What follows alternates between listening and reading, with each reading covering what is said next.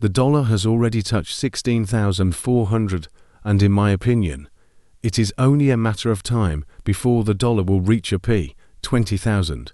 But have you ever thought that America's dominance as a superpower, including the success of the dollar as the world's reserve currency, will eventually come to an end? Just look at the history of each great power.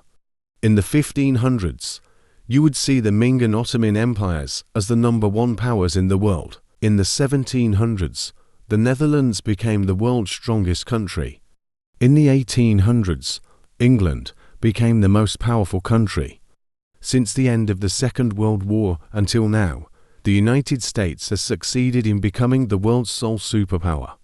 History shows that the #1 power in the world always changes, with an average change every 250 years. We can study the rise and decline of the Dutch and British empires, the pound sterling, the rise and decline of the United States and the dollar, the rise and decline of China and its currency, as well as the rise and decline of the Spanish, German, French, Indian, Japanese, Russian, and Ottoman empires and their significant conflicts, as seen in this graph. Based on history, it is clear that the success of a country is definitely related to the success of that country's currency. I will explain why the US dollar can dominate so much and also tell you about several crucial events that have occurred recently.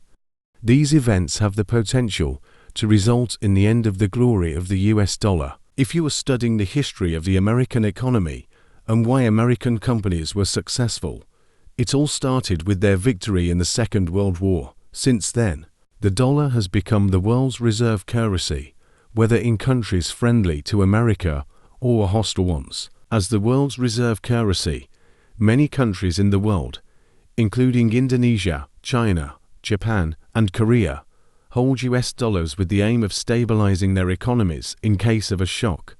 Many other countries also peg the value of their currency to the dollar, and many investors rely on dollars and dollar-denominated assets, such as American treasuries, as the best place to store wealth, whether the economy is good or bad. The strength of the dollar lies in America's strength and stability. America not only has the largest military and economy in the world, but also rules and laws that are relatively fair and transparent, not based on the whims of a ruler or a dictator. This guarantees political stability because good legal rules prevent the arbitrary use of political power.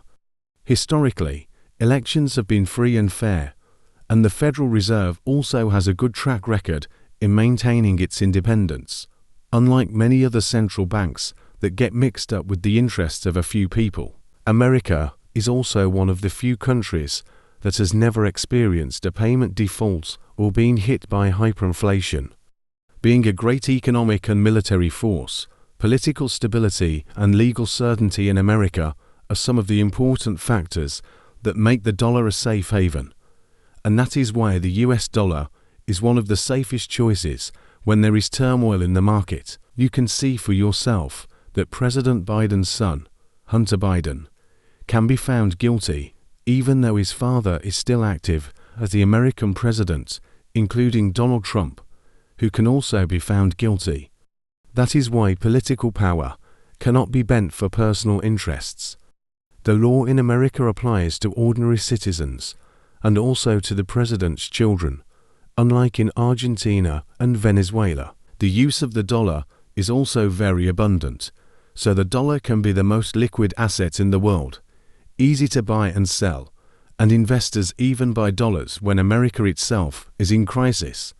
During the housing bubble crisis in 2008, the dollar actually strengthened by more than 26% against 6 other major currencies in its 12-month history. Since 1944, the US dollar was backed by the Bretton Woods Agreement. Even though in the 1970s, President Nixon ended that agreement and pegged US dollars with gold, the use of US dollars continued to increase, especially with the term petrodollar, where all sales globally use US dollars, and we know that oil is one of the most needed commodities around the world. Recently, there has been a lot of misinformation and misconceptions about the end of the petrodollar. Many have reported that the petrodollar agreement obliges Saudi Arabia to sell its oil in US dollars, but after I checked the contents of the Saudi-US agreement on page 3115, it is a technological and industrial economic cooperation agreement between Saudi Arabia and the US, but there is not a single mention of the use of US dollars in selling Saudi Arabia's oil. In fact, before this agreement, Saudi Arabia was already using US dollars to sell its oil, most likely because the use of the US dollar was already widespread in the 70s, so by default, it was the easiest thing to do. Because the price of oil was high, Saudi Arabia had a lot of dollars due to selling oil, and after negotiating, Saudi Arabia agreed to finance the US budget deficit by buying US bonds, with the US providing military protection to Saudi Arabia. This agreement is often referred to as petrodollar recycling. In essence, the US uses all its dollars to sell oil, and the proceeds from these sales have to go back to the US, but that doesn't mean that Saudi Arabia is obliged to sell oil using US dollars. The US dollar topic is definitely hot. It will easily go viral if we spread the idea that the US dollar will soon end, because the petrodollar won't be extended. But I have to give the facts as they are. Almost all countries are already using US dollars to buy oil, which strengthens the position and demand for dollars, because dollars are needed all over the world to buy oil. What are the benefits for America as the world's sole superpower and the position of the dollar as the world's reserve currency? America can encourage their economic growth by taking out super large debts with very small interest rates. The debt is up to $35 trillion, which is bigger than their GDP at $27 trillion. If Americans borrow money, they pay 5% to investors, but if Indonesians lend it, foreigners might expect a return of 10 to 11% because they already have an opportunity cost or alternative line that gives 5%, just lending it to Americans. Then our rupiah weakened by around 3 to 4% a year ago. Indonesia is riskier and more unstable than America, so there is something called a risk premium. That is why Americans borrow money much cheaper than us, and that helps strengthen the economy and the US dollar. If the dollar is that dominant, why do I say that the glory of the US dollar has the potential to end? According to me, there are 3 reasons. The first is the debt limit that keeps getting knocked down. What is the debt limit? The debt limit is the maximum limit on America's debt. In the last few years, America has had to continue to increase their debt because America's spending is greater than their income. That's why Congress automatically has to periodically increase the debt limit, and the agreement must go through a vote. Because the people who vote know that the agreement to increase the debt limit is a matter of life and death, it definitely has to be passed, because there is no way they can let America default. This gives members of Parliament a chance to demand things that have nothing to do with the debt ceiling, using it as bargaining power until it was too tight. The last time was in January when the debt limit was hit, and America was threatened with bankruptcy.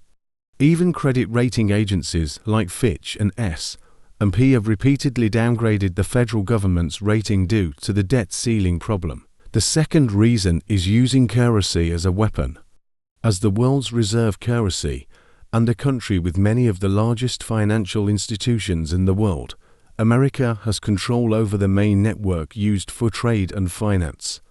This allows America to use the dollar as a weapon, cutting off individual companies and governments from the global financial system. America has already punished North Korea, Iran, and Russia in the form of economic sanctions.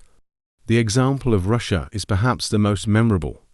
After Russia attacked Ukraine, America and the European Union cut off 7 Russian banks, confiscating Russian assets worth $300 billion, including using confiscated funds to provide aid to Ukraine. They stopped trading dollars and euros from the Moscow exchange and targeted several Russian conglomerates suspected of being close to President Putin.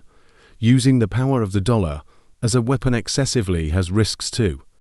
All these countries know that America can use the power of the dollar as a weapon, which will encourage other countries to look for alternatives. For example, BRICS, which includes Brazil, Russia, India, China, and South Africa. Ironically, sanctions from America help Russia and China become countries that are not dependent on America. Due to these sanctions, Russia has its own versions of McDonald's, Starbucks, King Donuts, Lego, and Krispy Kreme. You can hear what Putin is saying about how they have adapted and developed their own products. This forced China to innovate, and suddenly China was able to make advanced chips. China knows they can be subject to additional sanctions at any time, which is why they have reduced US dollar reserves and bought gold in large amounts. The third reason is that Saudi Arabia is starting to plan to abandon the US dollar for selling its oil. Recently, Saudi Arabia has been more open to selling its oil in other currencies and is considering joining the BRICS. America can't do much about it, even though this is high risk because other countries could start to follow suit in order to transact oil without US dollars. Saudi Arabia is important for America and is also a strong country. America might not be happy if their currency is not used for oil sales. Previously, every time a country wanted to try using another currency for oil transactions, they would be visited by Americans with battleships and tanks. In November 2000, Iraq wanted to push Baghdad to use euros for oil transactions. In 2003, Iraq was attacked by America because of the existence of weapons of mass destruction, which have not been proven until now. Gaddafi planned to stop selling oil using US dollars, and that also didn't end well. So will the American dollar immediately collapse after the end of the petrodollar agreement? The answer is most likely no. History teaches us that changes in superpower status and the status of a country's currency of the world's reserve currency usually change after conflict, crisis, or transfer of economic dominance, and it can take decades. Britain's glory began to fall in the 1890s after America took over Britain's position as the country with the largest economy in the world. But it took around 50 years, including the Second World War and a massive fiscal crisis, for the American dollar to replace the British currency. In essence, the catalyst for the end of the glory of the US dollar is clearly there. It's not just a problem from America, like the debt limit or using currency as a weapon or the end of the petrodollar agreement. It also includes the potential for China to become the #1 economy in the world in the future and tensions and conflicts that could trigger a bigger war. The end of the US dollar will definitely happen. It's just a matter of time. It might happen in our lifetime or in the lives of our children or grandchildren. Currently, the US dollar, as the world's reserve currency, is at its lowest point in 25 years, and the trend continues to decline. This is why it is important for us to always adapt and be open to learning any instrument, whether Indonesian or American or Bitcoin. In my opinion, there is no one instrument we can invest in forever and expect to be successful. There are several that have the potential to replace the US dollar, for example, the euro, Chinese yuan, gold, or even Bitcoin. Bitcoin fanatics will definitely say that Bitcoin is the future. But unfortunately, Bitcoin and other cryptocurrencies are far newer and have not yet demonstrated the stability and widespread acceptance needed to become the world's reserve currency. I say this even though I have a fairly large portfolio in Bitcoin. I still have to be objective. Thank you, and I will see you again in the next video.